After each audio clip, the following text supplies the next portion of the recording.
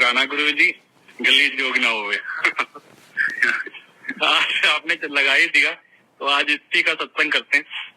31 May 2007। This was one day which हम में से none of us was prepared for that. I told you कि गुरुजी ने हमें छुट्टी मनाने भेजा हुआ था गोवा, and it took तरुण 2 या 3 बार उसको फोन पे करने के बाद अपने में हिम्मत ला पाया बताने के लिए कि भी ऐसे ऐसे गुरुजी ने चोला छोड़ दिया। तो मैं अपनी फैमिली के साथ किसी तरीके से मैनेज करके यहाँ दिल्ली आया। एयरपोर्ट में दोनों ड्राइवर और 2 गाड़ियां बुलाई हुई थी। I had recently lost a very dear friend of mine.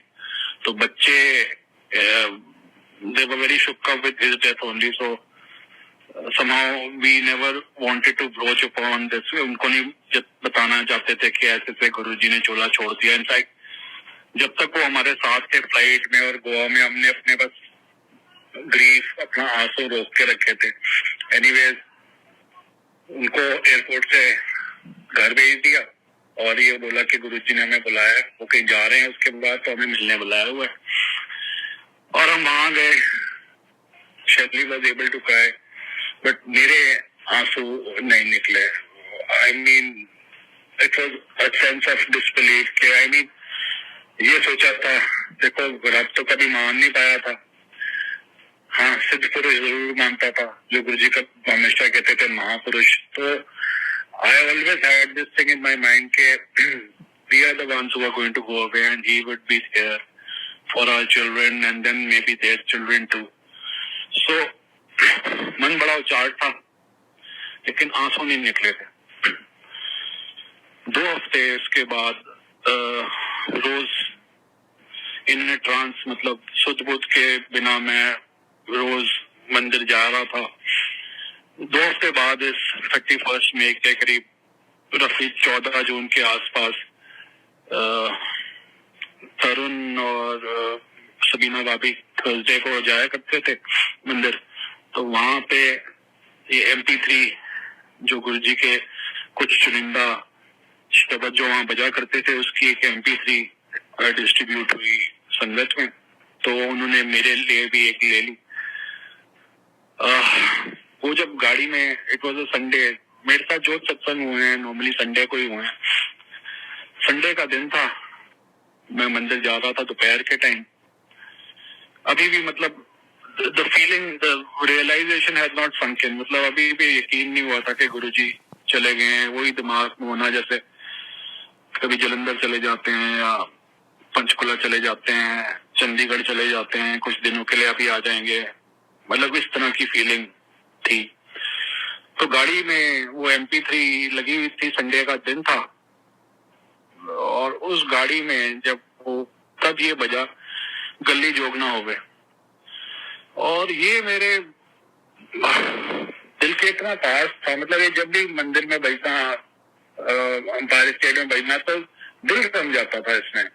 तो basically I used to look forward to hearing this over and over again, but वो जब गाड़ी में उस दिन बजा तो it brought back all the memories attached with this song, and I literally could not control myself. जो 2 हफ्ते से almost आंसू रोक सके थे, वो आंसू का बांध टूट गया। मतलब I cried and cried and cried, मतलब मैं रोता ही रहा कि भी गुरुजी यार तुसी क्यों चले गए हो, कित्थे चले गए हो, ऐसे साडे नाल गलत कितना तुसी, मतलब why did you go away?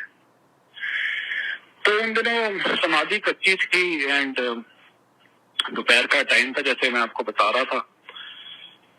तो आउट ऑफ हैबिट मैं परिक्रमा करता था कच्ची समाधि की, और इस स्ट्रेच पे जहाँ से शिवलिंग, मंदिर वाला शिवलिंग नजर आता था, तो मैं हाथ जोड़ के नतमस्तक कर सोता था।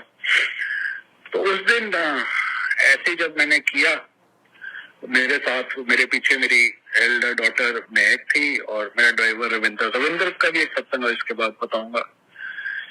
तो वही हम तीनों ने एक तरह से झुक के मत्था टेका और ऊपर शिवलिंग को देखा। तो it was not a figment of my imagination. My driver told me, भैया गुरुजी.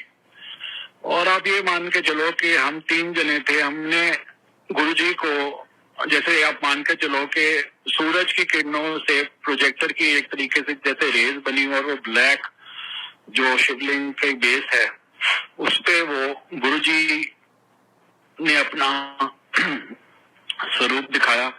और स्वरूप में भी मतलब अब आपको क्या बताऊं, हमेशा कहता हूं कि Guruji at times have such a wicked sense of humour. उसके अंदर भी उन्होंने कैसे दर्शन दिए कि एक हाथ उनका ऐसे जैसे श्री राम में भगवान ऐसे हाथ करके ब्लेस करते हैं ना, उस तरीके का उन्होंने पोस्ट रखा हुआ था. और ये तीनों ने देखा. It was not a figment of my imagination कि आई वॉज हेलुसिनेटिंग और something, because my driver was the one who told me and we all confirm the same. The reason I say about कि भाई वो हाथ ऐसे रखा था, because I could never see God in him. भाई हमारे दिमाग में वही था कि रामायण में जिस तरह जो टीवी सीरियल रामायण में भगवान श्री राम ऐसे हाथ करके ब्लेस करते हैं ना, तो उन्हीं को हमने रब माना है. तो गुरुजी ने मतलब look at his sense of humour, उन्होंने दर्शन भी दिए तो इस तरीके जैसे ब्लेस कर रहे हो हाथ देके कि मैं कितने नहीं गया कंजरा. That was the time when I, मतलब मैंने अपने आप को संभाला. मतलब मेरे लिए दिन रोज मतलब तारीखें बदल रही थी. मतलब I was a zombie for those days.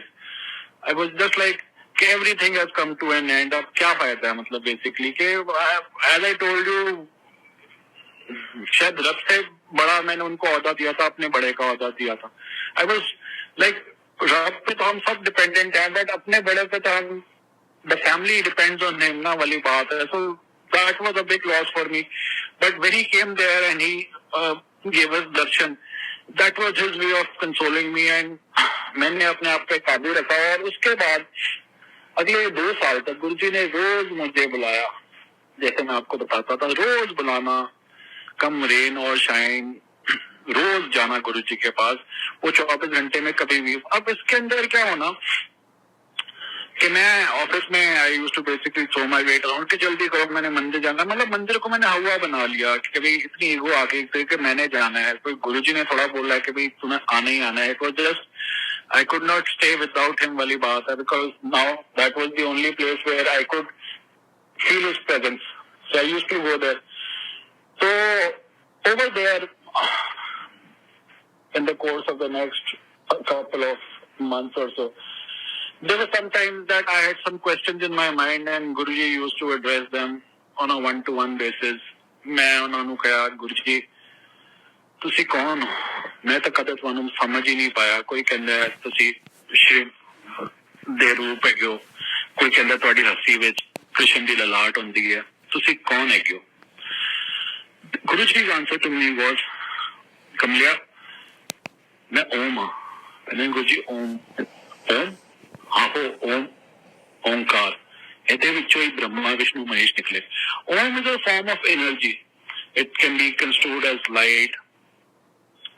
मतलब he is which can take any form and can be formless. जो गुरुजी की बेसिकली जो उन्होंने ही लेट मी टू दिस के भी शुरू में 95 में उन्होंने अपने जब 10 द्वार भी दिखाए तो वो इसी का प्रतीक था.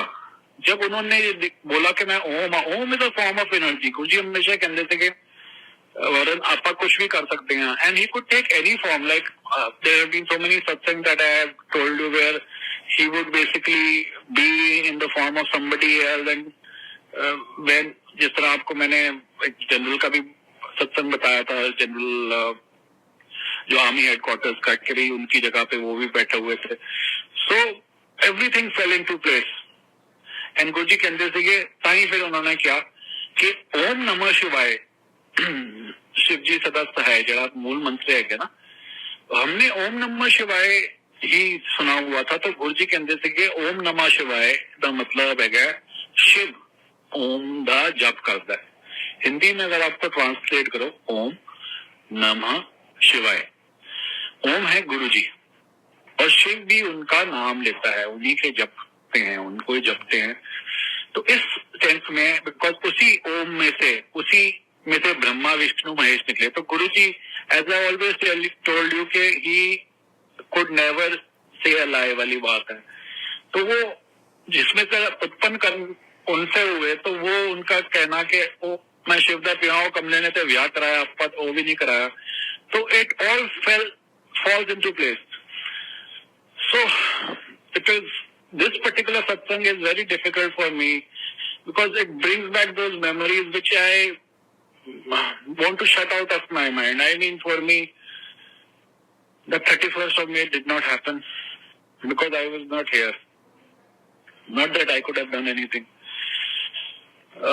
गुरुजी के एम्स के 12 HODs में से आई बिलीव शायद 7 या 8 HODs डिसाइपल थे, एंड गुरुजी ने उनको किसी ना किसी बहाने से भेज दिया बाहर। 31st May को कोई भी नहीं आता, किसी को कॉन्फ्रेंस के बहाने भेज दिया कि जा कॉन्फ्रेंस अटेंड करके आई, किसी को छुट्टी मनाने भेज दिया, so that he knew that when he would leave his चोला, if they were to be here, probably अपने आप को कभी वो माफ नहीं कर पाएंगे कि भी अपने गुरु के लिए वो कुछ नहीं कर पाए। So his planning was to the T, मतलब उन्होंने इतनी सारी ये प्लानिंग की। और तो और गुरुजी के जो नए अंकल हैं, किशोरी अंकल, उनको गुरुजी ने अर्ली 2007 में ही बोल दिया था कि मैं सत नहीं देखांगा। 7th of July 2007, that was his birthday on 7th of July, as you all know. तो उन्होंने क्या कहा कि मैं सत नहीं देखांगा, in this form, of course, the human form. And this is what actually, since it is his satsang, only he can verify the veracity of it. But he once told me कि गुरुजी ने जब उन्हें कहा कि मैं सत नहीं देखांगा, तो ऐवी क्या से कहा मैं ओदा बंदोबस्त कर देता है। 7 जो पेड़ हैं, जब आप किचन की तरफ से टॉयलेट की तरफ जाओ, जो लेफ्ट साइड में एक रो पे 7 पेड़ हैं, वो बताते हैं कि गुरुजी ने 7 को डिपिक्ट करते हुए वो कैसे आए, कि कैसे इतने बड़े हुए।